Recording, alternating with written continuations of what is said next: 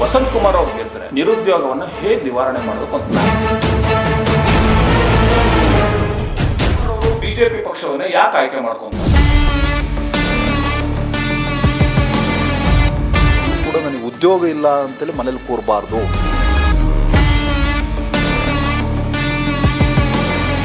ಇಲ್ಲ, ಈಗಾಗಲೇ ನಮ್ಮ ನಾಯಕರು ಸ್ಪಷ್ಟಪಡಿಸಿದ್ದಾರೆ. ಅವ್ರಿಗೆ ದೊಡ್ಡ ಸೋಲಾಗೋದು ಇದರಿಂದಲೇ.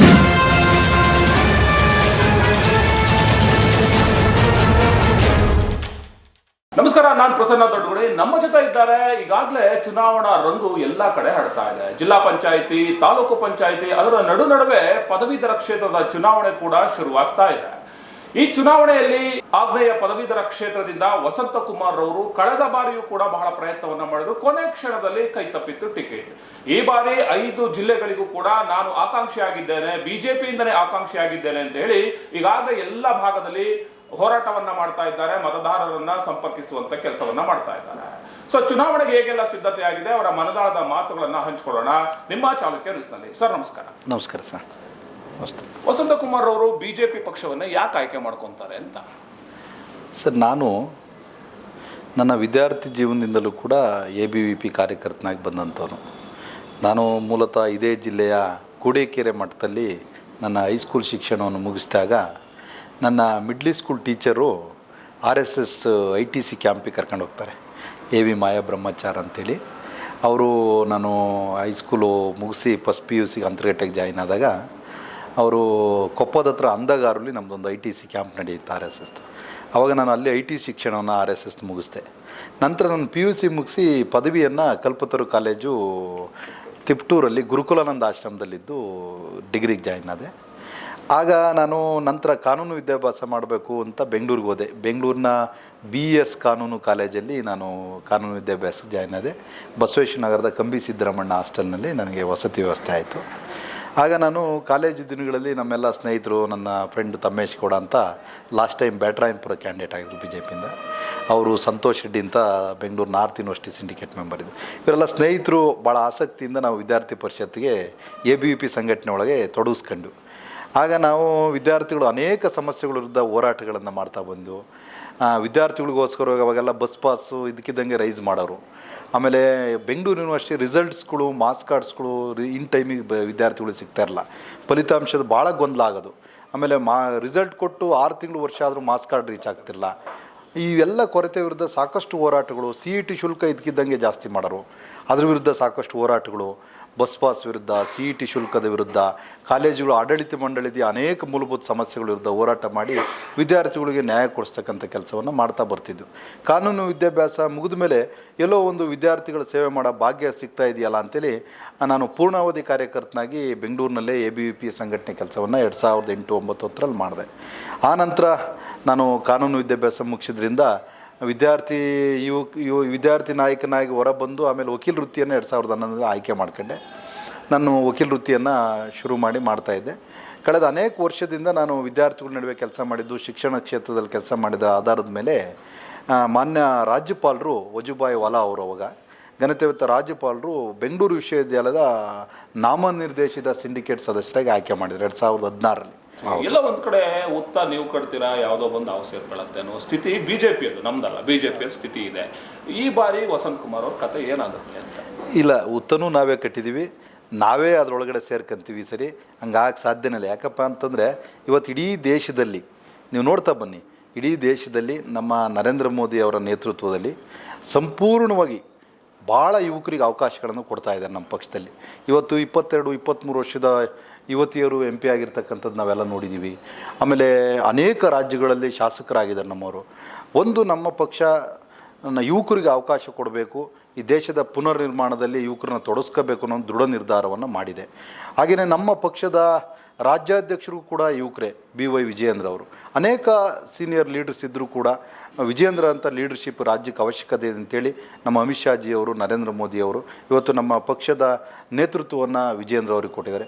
ವಿಜಯೇಂದ್ರ ಅವರು ಕೂಡ ಇವತ್ತು ರಾಜ್ಯದಲ್ಲಿ ಅನೇಕ ಅವ್ರ ಜೊತೆಲಿ ಆಫೀಸ್ ಬೇರರ್ಸ್ ಎಲ್ಲ ನೀವು ನೋಡ್ತಾ ಬಂದರೆ, ಉದಾಹರಣೆ ನಾನೇ ಲೀಗಲ್ ಸೆಲ್ನ ರಾಜ್ಯದ ಸಂಚಾಲಕನ ಕೆಲಸ ಮಾಡ್ತಾಯಿದ್ದೀನಿ ಅವ್ರ ಜೊತೆ ಕಳೆದ 2 ವರ್ಷದಿಂದ. ಅನೇಕ ಪಕ್ಷದ ಕಾರ್ಯಕರ್ತರ ಕೇಸ್ಗಳನ್ನು ನಾನು ನಡೆಸ್ತಾ ಇದ್ದೀನಿ. ಉದಾಹರಣೆಗೆ ಇವತ್ತು ಅನೇಕ ವಾಲ್ಮೀಕಿ ನಿಗಮದಲ್ಲಿ ಆದಂಥ ಹಗರಣದ ವಿರುದ್ಧ ನಾವು ಧ್ವನಿ ಎತ್ತಿದ್ದು. ಮೂಡ ಅಂತ ದೊಡ್ಡ ಪ್ರಕರಣ ಮೈಸೂರು ರಾಜ್ಯದ ಮುಖ್ಯಮಂತ್ರಿ ಮೇಲೆ ಆಪಾದನೆ ಬಂತು. ಆ ಪ್ರಕರಣದಲ್ಲಿ ಸ್ನೇಹಮಯಿ ಕೃಷ್ಣ ಅವರಿಗೆ ಸಹಕಾರ ಕೊಟ್ಟು ಕಾನೂನು ನೆರವನ್ನು ಕೊಟ್ಟು ನಾವು. ಹಾಗೆಯೇ ಇವತ್ತು ರಾಜ್ಯದಲ್ಲಿ ಸೋಷಿಯಲ್ ಮೀಡಿಯಾದಲ್ಲಿ ಒಂದು ಪೋಸ್ಟ್ ಮಾಡಿದ್ರೆ ಸಾಕು ನಮ್ಮ ಮೇಲೆ FIR ಆಗ್ತಾ ಇದೆ, ಹಿಂದೂ ಕಾರ್ಯಕರ್ತರ ಮೇಲೆ FIR ಆಗ್ತಾ ಇದೆ.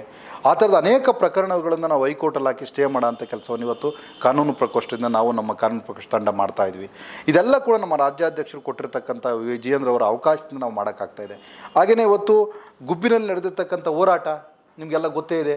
ನಮಗೆ ನೀರಿನ ವ್ಯವಸ್ಥೆಯನ್ನು ಕೊಡಿ, ಚಾನಲ್ ಮೂಲಕ ಹೋಗ್ತಾ ಇದೆ, ನಮ್ಮೂರಿಗೆ ನೀರು ಕೊಟ್ಟೋಗಿ ಅಂತ ನಮ್ಮ ಅನೇಕ ರೈತರು ನಮ್ಮ ಪಕ್ಷದ ಮುಖಂಡರು ಹೋರಾಟ ಮಾಡಿದರು. ಅವ್ರ ಮೇಲೆ ಇವತ್ತು ಭದ್ರಾ ಅಪ್ಪರ್ ಭದ್ರಾಗೆ ಸಂಬಂಧಪಟ್ಟಂಥ ಹೋರಾಟದಲ್ಲಿ ಇವತ್ತು ನಮ್ಮ ಅನೇಕ ಕಾರ್ಯಕರ್ತರ ಮೇಲೆ ಪ್ರಕರಣಗಳಾಗಿದೆ. ಆ ಪ್ರಕರಣಗಳನ್ನು ಕೂಡ ಇವತ್ತು ನಾವು ಈಗಾಗಲೇ ಹೈಕೋರ್ಟಲ್ಲಿ ಫೈಲ್ ಮಾಡಿ ಆ ಪ್ರಕರಣಕ್ಕೆ ಸ್ಟೇ ಮಾಡಬೇಕು ಅಂತೇಳಿ ಇವತ್ತು ನೇತೃತ್ವವನ್ನು ತೆಗೆದುಕೊಂಡಿದ್ದೀವಿ ನಾವು. ಹೀಗೆ ಪಕ್ಷದ ಅನೇಕ ಕಾರ್ಯಕರ್ತರ ಮೇಲೆ ಒಂದು ದಮನ ಮಾಡ್ತಕ್ಕಂಥ ಕೆಲಸ ಇವತ್ತಿನ ಸರ್ಕಾರ, ಕಾಂಗ್ರೆಸ್ ಸರ್ಕಾರ ಮಾಡ್ತಾ ಇದೆ. ಒಟ್ಟಾರೆ ಬಿಜೆಪಿ ಈ ಬಾರಿ ಗಟ್ಟಿಯಾಗಿ ನಿಮಗೆ ಟಿಕೆಟ್ ಕೊಡುತ್ತೆ. 100ಕ್ಕೆ 100 ನನಗೆ ವಿಶ್ವಾಸ ಇದೆ ನಮ್ಮ ಪಕ್ಷದ ನಾಯಕರ ಮೇಲೆ. ಹಾಗೆಯೇ ನಾನು ನಂಬಿರ್ತಕ್ಕಂಥ ಪಕ್ಷದ ಮೇಲೂ ವಿಶ್ವಾಸ ಇದೆ.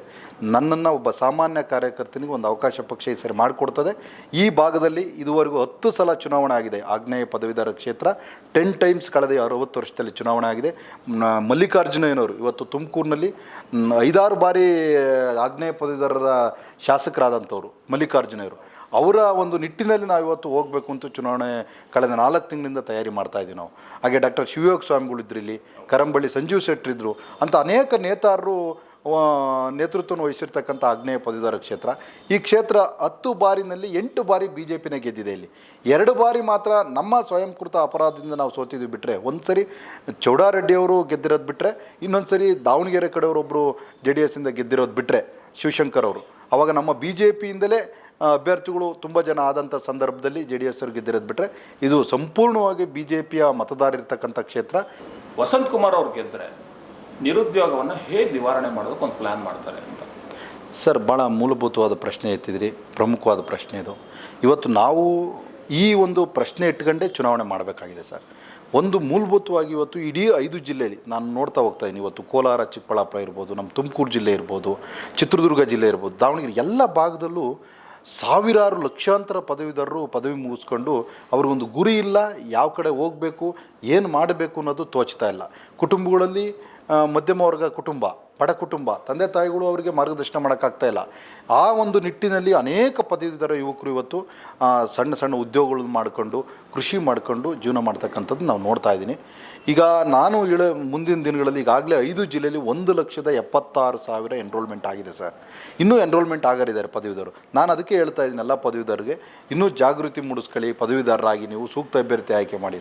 ಯಾರೇ ಈ ಭಾಗದಲ್ಲಿ ಸೂಕ್ತ MLC ಆಗಿ ಆಯ್ಕೆ ಬಂದಂಥ ಸಂದರ್ಭದಲ್ಲಿ ನನಗಂತೂ ಪದವೀಧರ ಅವಕಾಶ ಮಾಡಿಕೊಟ್ರೆ ನಾನು ನನ್ನ ಮುಂದಿರ್ತಕ್ಕಂಥದ್ದು ಇಷ್ಟೇ ಸರ್. ಈ 5 ಜಿಲ್ಲೆಯಲ್ಲಿರುವಂಥ ಪದವೀಧರರು ಯಾವತ್ತೂ ಕೂಡ ನನಗೆ ಉದ್ಯೋಗ ಇಲ್ಲ ಅಂತೇಳಿ ಮನೇಲಿ ಕೂರಬಾರ್ದು. ಅವರಿಗೆ ಇವತ್ತು ಅನೇಕ ದೊಡ್ಡ ದೊಡ್ಡ ಖಾಸಗಿ ಕಂಪ್ನಿಗಳಿದ್ದಾವೆ, ಅಲ್ಲಿ ನೂರಾರು ಉದ್ಯೋಗಗಳು ಅವಕಾಶಗಳಿದ್ದಾವೆ. ಅವ್ರಿಗೆ ನಾವು ಕರ್ಕೊಂಬಂದು ಇಲ್ಲಿ ಒಂದು ಬೃಹತ್ ಉದ್ಯೋಗ ಮೇಳಗಳನ್ನು ಮಾಡೋ ಮೂಲಕ ಇವತ್ತು ಪ್ರತಿಭಾವಂತ ಪದವೀಧರನ್ನ ಅಲ್ಲಿಗೆ ಕಳಿಸ್ಕೊಡೋಂಥ ಕೆಲಸ ನಾವು ಮಾಡೋಣ ಉದ್ಯೋಗ ಮೇಳದ ಮೂಲಕ.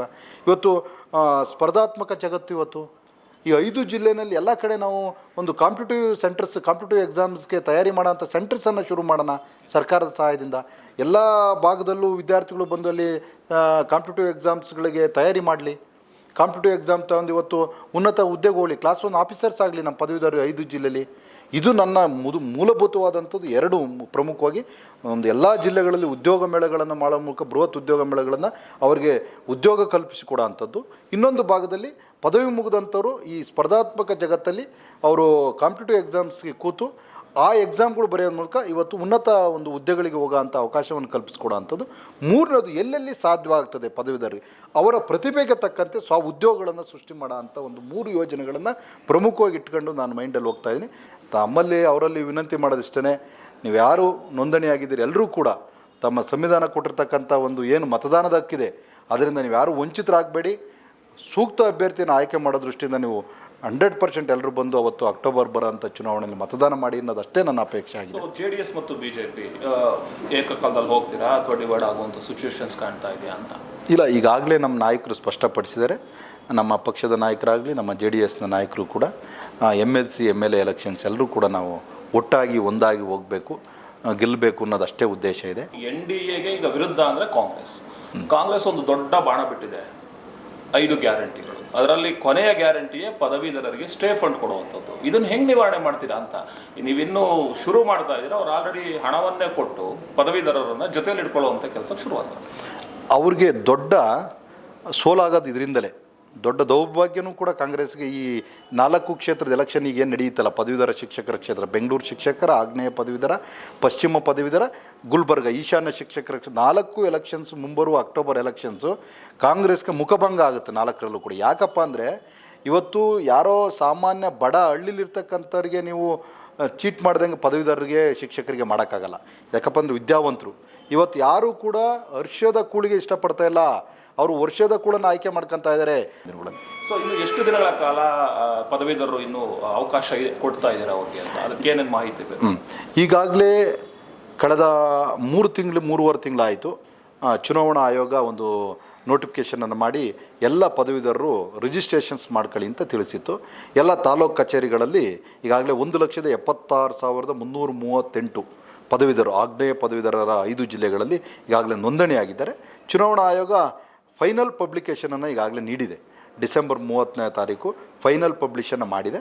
1,76,338 ಆಗಿರೋದ್ರ ಜೊತೆಗೆ ಈಗ ಚುನಾವಣಾ ಆಯೋಗ ಮತ್ತೆ ಅವಕಾಶವನ್ನು ಕೊಟ್ಟಿದೆ.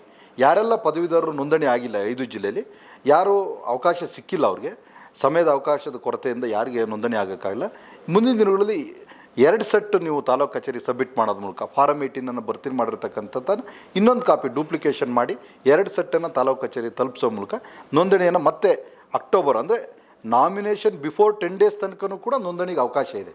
ಹಾಗಾಗಿ ಸಂಪೂರ್ಣ ಅವಕಾಶ ನೋಂದಣಿಗಿದೆ. ನಾನು ಪದವೀಧರಲ್ಲಿ ವಿನಂತಿ ಮಾಡೋದಿಷ್ಟು, ಯಾರೆಲ್ಲ ನೋಂದಣಿ ಆಗಿಲ್ಲ ಮುಂದಿನ ದಿನಗಳಲ್ಲಿ ನೀವೆಲ್ಲರೂ ಕೂಡ ತಾಲೂಕು ಕಚೇರಿಗೆ ಫಾರಮ್ ಸಬ್ಮಿಟ್ ಮಾಡೋ ಮೂಲಕ ನೋಂದಣಿ ಮಾಡ್ಕೊಳ್ಳಿ. ಸೂಕ್ತ ಅಭ್ಯರ್ಥಿ ಆಯ್ಕೆ ಮಾಡಲಿಕ್ಕೆ ನಿಮಗೆಲ್ಲ ಒಂದು ಸುವರ್ಣ ಅವಕಾಶ ಇದು. ಈ ಅವಕಾಶದಿಂದ ವಂಚಿತರಾಗಬೇಡಿ. ಸೊ ಹೆಚ್ಚೆಚ್ಚು ಜನ ಗುಬ್ಬಿಯಲ್ಲಿ, ತುಮಕೂರು ಜಿಲ್ಲೆಯಲ್ಲಿ ಎಲ್ಲರೂ ಕೂಡ ನೀವು ನೋಂದಣಿ ಮಾಡ್ಕೊಳ್ಳಿ ಅಂತ ವಿನಂತಿ ಮಾಡ್ತಾ ಇದ್ದೀನಿ. ಕೊನೆಯದಾಗಿ ಏನು ಹೇಳ್ತೀರಾ ಸರ್ ನಮ್ಮ ಪದವಿಯ ಓದಿರುವಂಥ ವಿದ್ಯಾರ್ಥಿಗಳಿಗೆ, ಮತದಾರರಿಗೆ ಏನು ಹೇಳ್ತೀರಿ? ನಾನು ಕೊನೆಯದಾಗಿ ಹೇಳೋದಿಷ್ಟೇ, ನೀವು ಯೋಚನೆ ಮಾಡಿ, ನೀವೆಲ್ಲ ಪ್ರಬುದ್ಧರಿದ್ದೀರಿ, ವಿದ್ಯಾವಂತರಿದ್ದೀರಿ. ನೀವು ಯಾವಾಗ ಇವತ್ತು ಎಲ್ಲ ಚುನಾವಣೆಗಳು ಆಮಿಷಗಳು ಬರೋದು ಸಹಜ. ನಾನು ನನ್ನ ಚುನಾವಣೆಯಲ್ಲಿ 100 ಆಮಿಷಗಳು ಬರ್ಬೋದು. ಕಾಂಗ್ರೆಸ್ ಕ್ಯಾಂಡಿಡೇಟಿಂದ ಆಮಿಷ ಬರ್ಬೋದು, ಪಕ್ಷೇತರ ಅಭ್ಯರ್ಥಿಗಳಿಂದ ಆಮಿಷ ಬರ್ಬೋದು. ನಾನು ಹೇಳೋದಿಷ್ಟೇ, ನೀವು ವಸಂತ್ ಕುಮಾರ್ನ ಯಾಕೆ ಆಯ್ಕೆ ಮಾಡ್ಕೊಳ್ಳಿ ಅಂತ ನಾನು ವಿನಂತಿ ಮಾಡ್ತಾ ಏನಿದೆ. ವಸಂತ್ ಕುಮಾರ್ ಒಬ್ಬ ಹಳ್ಳಿಯಿಂದ, ಕುಗ್ರಾಮದಿಂದ ಬಂದಂಥ ಯುವಕ. ಅವನಿಗೆ ಬಡ ಪ್ರತಿಭಾವಂತ ವಿದ್ಯಾರ್ಥಿಗಳ ಮೂಲ ಸಮಸ್ಯೆ ಏನು ಗೊತ್ತಿದೆ. ಅಂಥ ಸಮಸ್ಯೆಗೆ ಮಿಡಿತಕ್ಕಂಥ ಹೃದಯನ ಕೈ ಹಿಡೀರಿ. ನೀವು ಸಮಸ್ಯೆಗಳನ್ನು ಅರ್ಥ ಮಾಡತಕ್ಕಂಥ ಒಬ್ಬ ವಿದ್ಯಾವಂತ ಪದವೀಧರನಿಗೆ ನೀವು ಅವಕಾಶ ಕೊಟ್ಟಿದ್ದಾದರೆ ಮುಂದೆ ನಿಮ್ಮ ಕಾಯ್ತಕ್ಕಂಥ ಕೆಲಸವನ್ನು ವಿಧಾನ ಪರಿಷತ್ನಲ್ಲಿ ನಿಮ್ಮ ಧ್ವನಿಯಾಗಿ ಕೆಲಸ ಮಾಡಲಿಕ್ಕೆ ಸಾಧ್ಯ ಆಗ್ತದೆ. ಹಾಗಾಗಿ ನಾನು ನಮ್ಮ ಎಲ್ಲ ಆಗ್ನೇಯ ಪದವೀಧರಲ್ಲಿ ವಿನಂತಿ ಮಾಡೋದಿಷ್ಟೇ, ನಿಮಗೆ ಸ್ಪಂದಿಸ್ತಕ್ಕಂಥ, ನಿಮ್ಮ ಭವಿಷ್ಯಕ್ಕೆ ಕೈ ಹಿಡಿತಕ್ಕಂಥ, ನಿಮ್ಮ ಮುಂದಿನ ಭವಿಷ್ಯದ ಧ್ವನಿಯಾಗಿ ಕೆಲಸ ಮಾಡ್ತಕ್ಕಂಥ ಸೂಕ್ತ ಅಭ್ಯರ್ಥಿಯನ್ನು ನೀವು ಆಯ್ಕೆ ಮಾಡಬೇಕು ಅನ್ನೋದಷ್ಟೇ ನನ್ನ ವಿನಂತಿ ಆಗಿರುತ್ತೆ. ಯಾವುದೇ ಚುನಾವಣೆಗಳಲ್ಲಿ ಆಮಿಷಗಳು ಬರೋದು ಸಹಜ. ಆ ಆಮಿಷಗಳಿಗೆ ನೀವು ಯಾರೂ ಕೂಡ ಕೈ ಒಡ್ಬೇಡಿ, ನೀವು ಆಮಿಷಗಳಿಗೆ ಯಾರೂ ಕೂಡ ನೀವು ತಲೆ ಕೊಡಬೇಡಿ. ಸೂಕ್ತ ಅಭ್ಯರ್ಥಿ ಆಯ್ಕೆ ಮಾಡಿ, ನಿಮ್ಗಳ ಸೇವೆ ಮಾಡೋಂಥ ವ್ಯಕ್ತಿನ ಆಯ್ಕೆ ಮಾಡಿ ಅಂತೇಳಿ ನಾನು ಎಲ್ಲ ಆಗ್ನೇಯ ಪದವೀಧರರಲ್ಲಿ ವಿನಮ್ರವಾಗಿ ಈ ಸಂದರ್ಭದಲ್ಲಿ ವಿನಂತಿ ಮಾಡ್ತಾ ಇದ್ದೀನಿ ಬಂಧುಗಳೇ. ನಿತ್ಯ ವೀಕ್ಷಕರ, ಇದುವರೆಗೂ ಬಹಳಷ್ಟು ಮಾತುಗಳನ್ನಾಡಿದ್ರು. ಸ್ಪರ್ಧಾತ್ಮಕ ಪರೀಕ್ಷೆಗಳ ಮೂಲಕ ಉದ್ಯೋಗವನ್ನ ಕೊಡುವಂತ ಕೆಲಸವನ್ನ ಮಾಡ್ತಾರೆ. ಯಾವುದೇ ಆಮಿಷಗಳಿಗೆ ಬಲಿಯಾಗಬೇಡಿ, ಒಳ್ಳೆಯ ವ್ಯಕ್ತಿಯನ್ನ ಗೆಲ್ಲಿಸಿ ಅನ್ನುವ ತಮ್ಮ ಮನದಾಳದ ಮಾತುಗಳನ್ನ ಹಂಚಿಕೊಂಡಂತ ವಸಂತ್ ಕುಮಾರ್ ಅವರಿಗೆ ಒಳ್ಳೆಯದಾಗಲಿ ಅಂತ ಹೇಳಿ ನಮ್ಮ ಚಾಲುಕ್ಯ ನ್ಯೂಸ್ ಆಶಿಸುತ್ತೆ. Thank you. ಧನ್ಯವಾದ ಸರ್.